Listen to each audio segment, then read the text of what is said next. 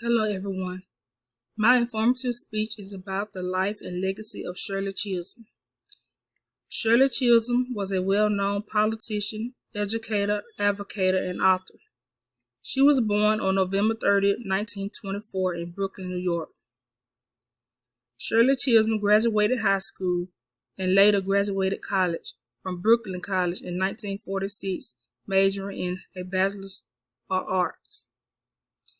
In 1952, Shirley Chisholm graduated from Columbia University with a master's degree.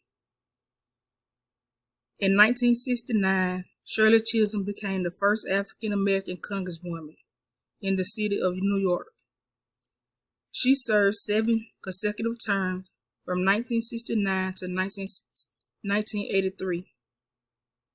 Shirley Chisholm was a strong advocate for civil rights and women's rights. She also advocated for oppressed groups.